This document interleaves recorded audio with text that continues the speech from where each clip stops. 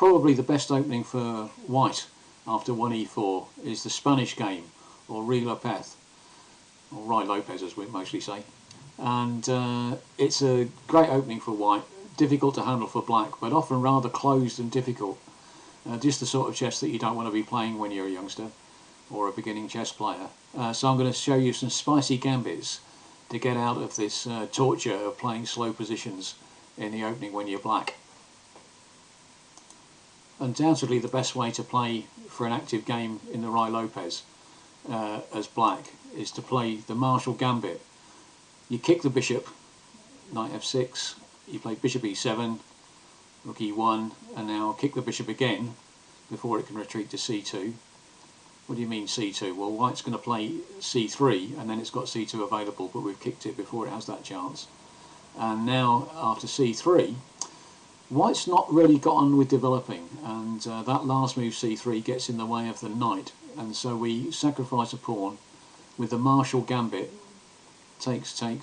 That's not the pawn we're sacrificing, but we've discovered an attack on our own e-pawn there, which disappears after takes and takes, and now we play c6 as black, holding the knight in the centre, and we're ready to play d6, bishop to d6 and queen to h4, and you can already see white's hardly got a piece out, black's got nicely developed, lots of open lines to the pieces, attacking chances against the nude king over there on the king side, and it's a great way to play for black, and you can see here the computer reckons that it's at least equal for black. Lots of theory on it, but although it's a great gambit, I mean, yeah, there's lots of theory, but also we're on move 13 here. Now, I don't think your opponents are going to know 13 moves enough to get to this point, and they're going to dive off with some other line a little bit earlier on.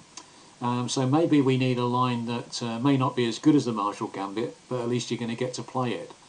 One other idea is that after white castles on move 5, assuming you can get to this position on move 5, instead of playing this closed Morphy defence, as we call it, with bishop to e7, we play the open defence with knight takes e4. Again, you may have to do without a pawn for a little while, but kick the bishop again, d5, hit back in the centre, white takes on e5, we'll shore up our d pawn, knight on b to d2 is the fashionable line these days, we'll take our knight back to c5, white plays c3 again, bishop to e7 developing the king side, white keeps the bishop, and now d4 is a nice active try, and after knight to b3, hoping to get some a knight installed on d4, we can actually play d3 in this position, and again you've got a really nice lot of development, rather neat arrangement of your bishops and knights,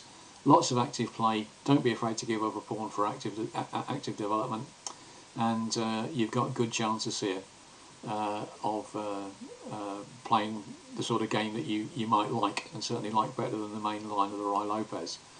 Now again, we've had to get to move 5, and it may be that white won't get that far and will play something really stodgy on move 4, like d3 or knight e3, and actually after you poke the bishop with a6, quite a lot of white players will take on c6, and you get a very different sort of game.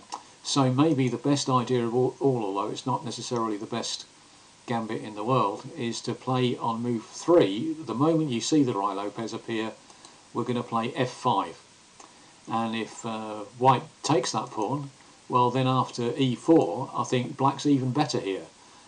We have a line queen e2, queen e7, and white's just got in a little bit of a muddle. It's not quite obvious where they're going to put their knight.